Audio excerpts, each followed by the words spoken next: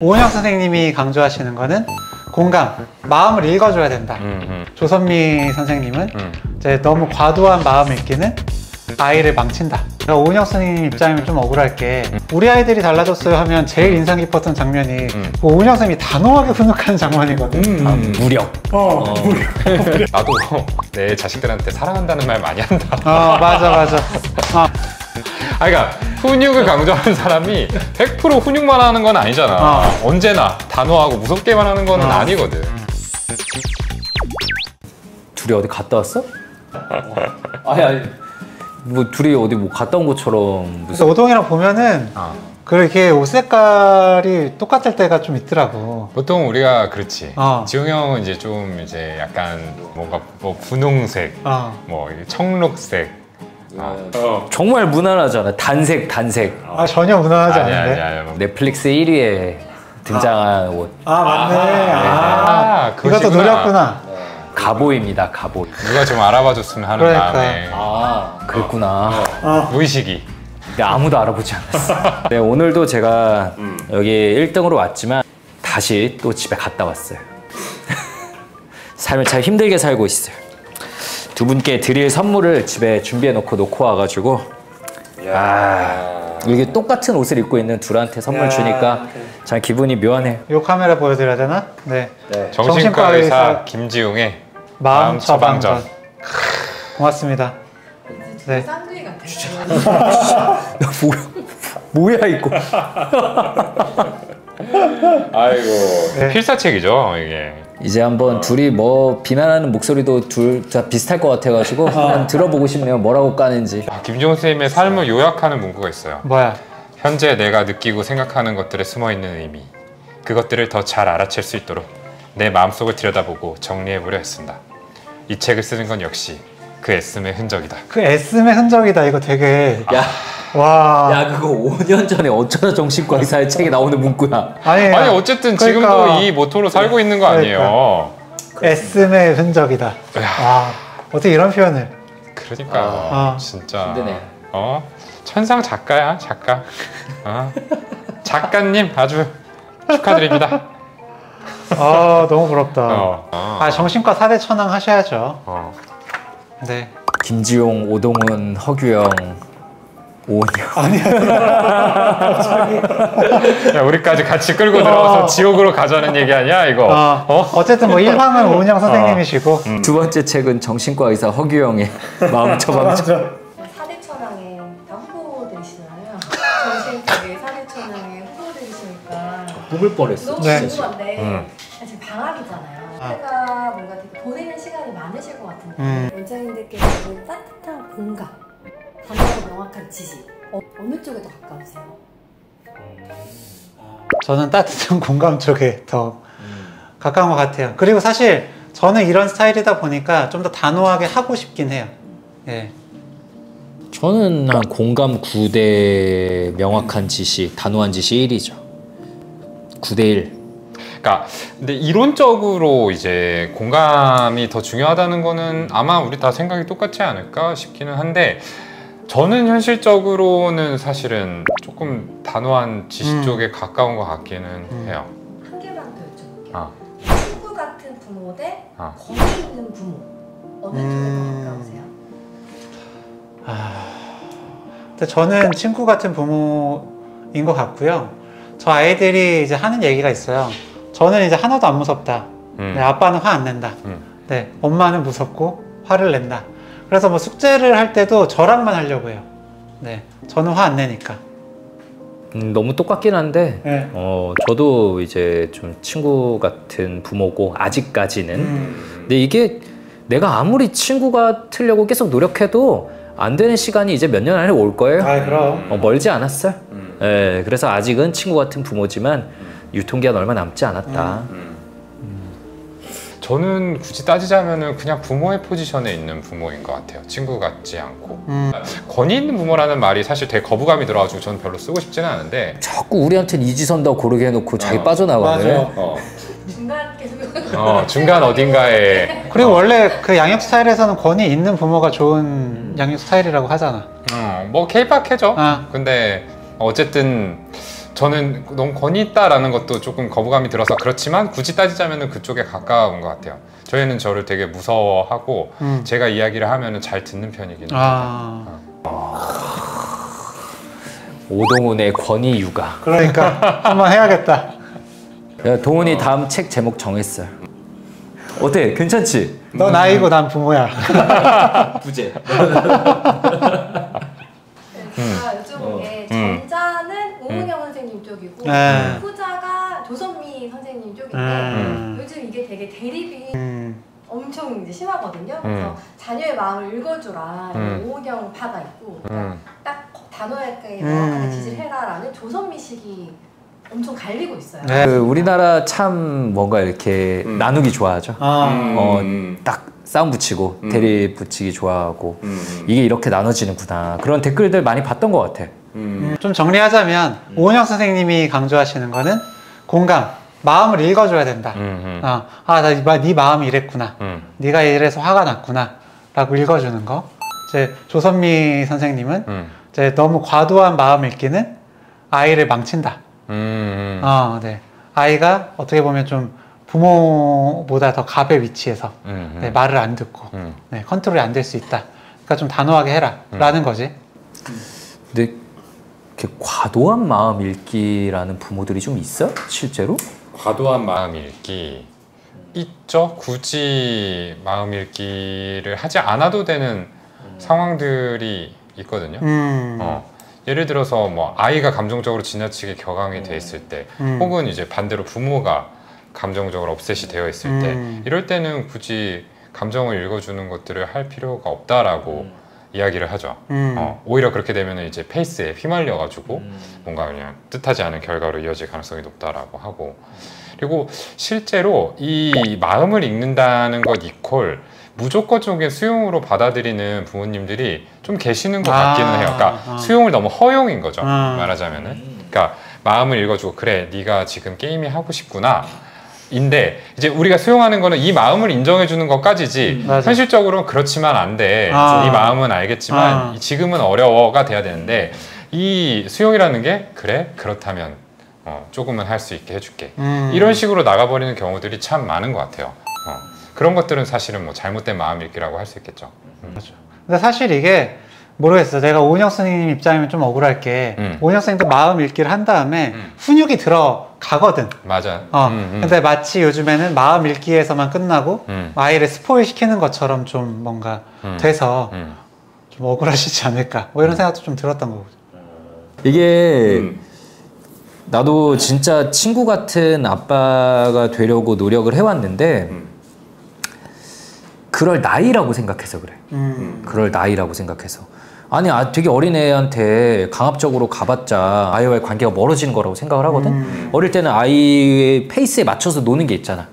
어린애처럼 같이 놀이를 하고 그럴 때는 나도 퇴행돼가지고 어린아이처럼 같이 놀고 근데 이제 점점 아이가 자라날수록 내가 너를 되게 좋아하고 항상 뭔가 너의 마음을 이해해 주려고 노력하지만 안 될 때도 있어 라는 걸 알려주는 게 이제 당연히 필요한 시기가 오는 거고 아까도 말했지만 어떤 일정 나이가 넘어가면은 우리가 친구가 되려고 해도 불가능한 나이가 오고 아이가 우리가 아니라 자기 친구들과 놀지 우리랑은 대화 안 하고 점점 더 마음의 문을 닫는 시기가 당연하게 오는 건데 이 당연한 걸 왜 이렇게 참 뭔가 편을 갈라가면서 싸우려고 하는지 참 답답하고 아까 말한 것처럼 오은영 선생님도 답답하겠다 싶고 뭐 그런 생각들이 드네. 근데 이게 너무 한쪽 키워드들이 좀 강조돼서 그렇다라는 생각도 맞아, 들어요. 맞아. 오은영 선생님이 이제 공감이라는 키워드로 대중들한테 어필을 했기 때문에 그 이외의 부분들은 이제 사람들이 잘 보려고 하지 않는 측면이 있고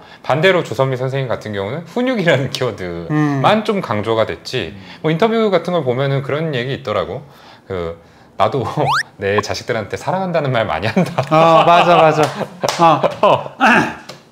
그러니까 훈육을 강조하는 사람이 100% 훈육만 하는 건 아니잖아. 언제나 단호하고 무섭게만 하는 거는 아니거든. 맞아. 근데 아까 우리 얘기했던 것처럼 뭔가 이 육아라는 과정이 너무나 복잡하고 어렵기 때문에 그 한 가지 키워드에 기대가지고 나의 노선을 정하고자 하는 심리가 조금 그 두 분의 육아론을 극단적으로 몰아간 게 아닌가. 나는 그렇게 생각해. 맞아. 그리고 나도 이제 우리 아이들이 달라졌어요 하면 제일 인상 깊었던 장면이 그 오은영 쌤이 단호하게 훈육하는 장면이거든. 무력. 무력으로 제압하는 그런 장면이라서 이게 정말 너무 한쪽으로 치우쳐 있다라고도 하고, 조선미 선생님 말씀하신 것도 지금 정확히 기억은 안 나는데 그 훈육, 사랑 얘기하시면서 훈육을 한다는 게 사랑하지 않는 게 아니다.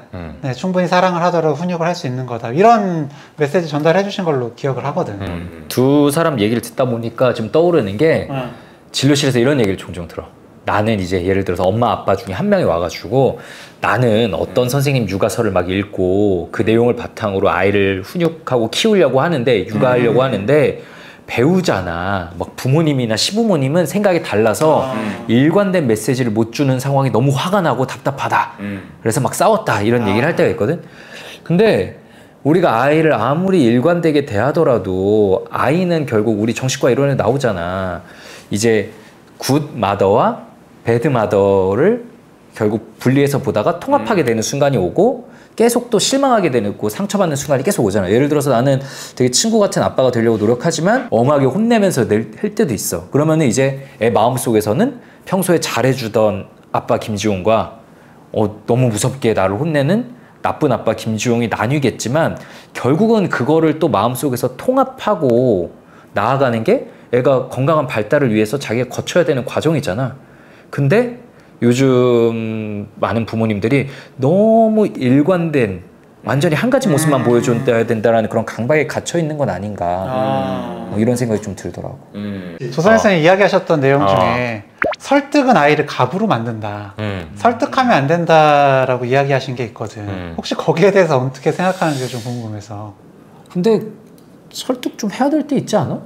설득을 해야 될 때가 있지. 근데 나는 근데 설득을 해야 될 문제를 구분하는 거는 되게 중요한 부분이라고 생각해. 그러니까 타협할 수 없는 지점들. 그래도 유치원에 간다, 학교에 간다, 이런 것들은 사실 그냥 아이가 본인의 역할을 다 해야 되는 부분인 거지, 가고 싶니? 라고 물어보고 그 뜻에 따를 수 있는 건 아니라고 생각하거든요. 그렇지. 가긴 가야 되는 거지. 근데 생각보다 많은 부모님들이 아이한테 이제 뭔가 이런 마음을 읽어준다라고 하면서 유치원에 안 가고 싶어?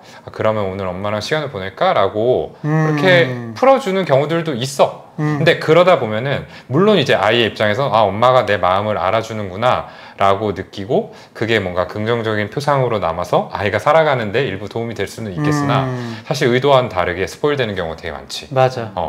그리고 또 나의 안전이나 다른 사람의 안전과 관련된 건 또 단호해야 되잖아. 내가 다친다든지 아니면 누굴 때린다든지 이런 거는 설득의 영역이 아니라 단호하게 해줘야 되는데, 이럴 때도 좀 마음 읽기로 가면 문제가 될 수 있는 거고. 꼭 마음을 먼저 읽고 훈육한다가 아니라 때에 따라서는 이런 상황에서는 먼저 강하게 훈육하고 나중에 그 감정을 읽으면서 어루만지고 이래야 될 필요도 있는 거잖아요. 나는 또 지금 드는 생각이 이 공감이라는 키워드에 많은 사람들이 좀 지친 게 아닌가 그런 생각도 들어. 공감은 사실 뭔가 공감을 해야 돼 라고 얘기를 듣는 사람한테 되게 많은 책임을 지우는 프로세스인 것 같거든. 네가 많은 것들을 이해하고 받아주고 그것을 표현해야 된다라고 얘기를 하는 거잖아. 그리고 특히 육아에 있어서는 뭔가 이게 상당히 부모로 하여금 짐을 좀 갖게 하는, 그러니까 이 자녀의 아웃풋에 대해서 네가 공감을 해주지 못해서 이렇게 아이가 잘못됐어 라고 책임을 돌리는 그런 문제인 것 같기도 하단 말이야. 거기에 대한 어떤 반감이 부모님들에게 좀 있지 않았을까. 맞아. 그래, 안 그래도 애기 키우는 게 힘들거든. 근데 거기에 공감까지 하려니까. 그러니까 내 감정은 누르고 상대방의 감정을 내 것보다 우선해가지고 표현하라는 거잖아. 이거 얼마나 힘들어 사실. 이 정신과 의사 셋이 얘기해도 결국은 진짜 뚜렷한 답이 없다, 가운데다 라는 얘기를 할 수밖에 없는 걸 가지고 계속 싸우는 게 현실이고 앞으로도 뭐 많이 그렇긴 하겠죠. 나이에 따라서, 상황에 따라서 육아는 좀 달라져야 된다는 걸 좀 아셨으면 좋겠고. 맞죠. 그리고 아이 또 기질에 따라서. 네, 기질에 따라서도. 맞죠. 그 우리도 아이 둘이 워낙 달라가지고 첫째는 좀 혼내면 들어요. 둘째는 혼내면 이제 너무 힘들어져. 모두가 힘들어져. 그래서 약간씩, 그렇다고 또 안 혼낼 수는 없기 때문에 혼내지만 첫째 입장에서는 그럼 또 이제 왜 나랑 다르게? 맞아. 너무 똑같아 우리 집이랑. 그리고 둘째는 그 혼내도 씨알도 안 먹혀. 막 이러고 안 들은 척, 못 들은 척하고. 기질에 있어서 이 훈육 방향을 정하는데 좀 중요한 요소가 뭐라고 생각해? 어렵다. 일단 기질로 나눈다면은 뭐 TCI 기반으로 생각했을 때 나는 불안하고 사회적 민감성 이 두 개가 중요한 키워드가 아닐까 생각을 하거든. 불안이 높냐 낮냐 그리고 사회적 민감성이 높냐 낮냐 이거에 따라서 좀 좌우되는 부분들이 있을 것 같아. 아무래도 불안도가 높거나 사회적 민감성이 높은 친구들은 사실은 공감이라는 어떤 방법이 좀 더 잘 먹힐 수 있을 것 같거든. 그렇지. 불안이 높으면은 사실은 훈육 위주로 이제 들어갔을 때, 그러니까 다이렉트하게 뭔가 너 잘못했어라고 얘기를 했을 때 그 자체에 압도돼가지고 이미 감정이 올라와서 뭔가 얼어버리거나 아니면 감정 반응이 크게 나와서 메시지가 전달이 안 되는 경우들이 많이 있어서 상대적으로 공감이 좀 도움이 될 것 같고, 사회적 민감성은 사실은 결국에는 이 사람이 나한테 보내는 사회적 신호에 얼마나 민감하냐잖아. 결국에는 뭐 칭찬이라든지 격려, 공감 같은 것들이 더 다른 친구들에 비해서 효과적으로 먹힐 가능성이 높다라는 거거든. 진짜 양육이 얼마나 힘든 거냐면 여러분, 제가 이제 우리 둘째가 초등학교 입학했을 때 잠시 등교 거부를 해가지고 진짜 너무 힘든 순간이 있었어. 학교 이제 교문에 데려다 주러 가면은 같이 잘 갔다가 다 들어갔는데 결국은 나와 우리 둘째만 교문에 남아서 몇십 분 동안 야, 너 가야 돼. 안 가! 야, 가야 돼. 그러다 교장 선생님까지 나오고 정말 무력함을 느꼈어요. 나는 정신과 의사고 아이의 마음을 읽기 위해서 노력하고 평소에 잘 관계를 맺어왔고 또 필요할 때는 엄하게 육아한다고 하긴 했지만 그 뜻대로 안 되는 거거든. 뜻대로 안 되는 상황이 있는데 그때 결국 내가 해줄 수 있는 거는 옆에서 그냥 기다려주는 수밖에 없는 것 같아요. 결국 좀 지나니까 잘 다니거든. 이제 약간 불안, 사회적 민감도 이런 부분이 분명히 있는데 이제 결국은 경험을 하면서 괜찮구나라는 거를 학습하니까 그 다음부터는 누구보다 아침에 막 학교 먼저 가려고 이제 뛰어가고 뭐 학교 가는 걸 기다리고 이런 모습들도 있게 됐는데 그 불안을 옆에서 결국은 어른이 견디면서 좀 기다려줘야 되는데 그걸 말 그대로 견뎌야지 그 애매모호함을 못 견디고 막 이론서 하나에서 답을 찾으려고 하면 좀 문제가 생기는 것 같아요. 예전에 처음에 문제가 됐던 게 이제 하정훈 선생님이랑 오은영 선생님 이렇게 좀 대립이 됐을 때 어떤 아이들을 주로 보느냐의 차이가 있었기 때문에 결국 좀 대립이 됐다. 그러니까 오은영 선생님이 주로 다룬 아이들은 정서적으로 이미 많이 힘든 아이들, 좀 도움이 필요하고 공감, 지지가 필요한 아이들이고, 하정훈 선생님은 정상 발달의 아이인데 뭐 감기나 뭐 다른 복통이나 뭐 이런 이제 신체적인 질환들을 좀 많이 보시다 보니까 그런 데서 좀 뭐랄까 양육 스타일, 훈육 스타일이 좀 달라지지 않았을까? 난 되게 일리 있는 얘기일 것 같아. 그리고 일괄적으로 말하기는 어렵지만 그냥 내가 지금까지 소아정신과 의사로 일하면서 받은 인상으로는 사실 정말 이런 딥한 문제들 같은 경우는 어떤 공감의 결여에서 출발하는 부분들이 더 많았던 것 같아. 공감이라는 게 단순히 뭐 부모가 잘해준다 해서 그치는 게 아니라 생애 초기에 공감을 받았던 기억들은 자기에 대한 표상을 형성을 하잖아. 내가 어떤 사람이냐, 이 세상에서 환영받고 받아들여질 만한 사람이냐 아니냐, 자기 이미지를 이제 결정을 하고 앞으로 세상을 살아가는 데 있어서 틀이 된단 말이지. 근데 그런 부분들이 이제 초기 단계부터 잘 맞춰지지 않으면은 자존감에 큰 문제가 생길 수도 있고, 이제 나아가서 대인관계나 이런 부분은 이제 어려워지면서 우울 이런 깊은 문제로 이어지게 되는 경우들이 많이 있는 것 같아요. 지금 동훈이 말한 게 그냥 이론 썰이 아니라 저희가 진료실에서 성인분들을 진료하다 보면 그분들이 들려주는 어린 시절 이야기가 딱 이거거든요. 그래서 이게 정말 중요한 부분이고 근데 또 정말 너무 이것만을 강조하면은 또 문제가 된다. 근데 좀 이렇게 말하고 싶기는 해요. 그러니까 생애 초기, 그러니까 뭐 정확히 몇 살 때까지냐까지는 제가 대단한 이론가가 아니라서 뭐 찝기는 어렵지만 생애 초기만큼은 공감이라는 키워드가 훨씬 더 중요한 시기인 것 같긴 합니다. 어느 정도 나이까지는 무조건적인 수용이 좀 필요하다라고 하거든요. 그리고 이제 아이가 분별력이 생기면서 나와 남을 구분하고 이제 세상의 바깥 것들을 인식하는 단계에 이제 접어들면서 좌절이라는 거를 좀 겪어가는 이런 과정들이 필요하다라는 거지. 초창기부터 이런 것들이 어그러지면은 상당히 아이의 멘탈리티에 있어서 타격이 크다라고 해요.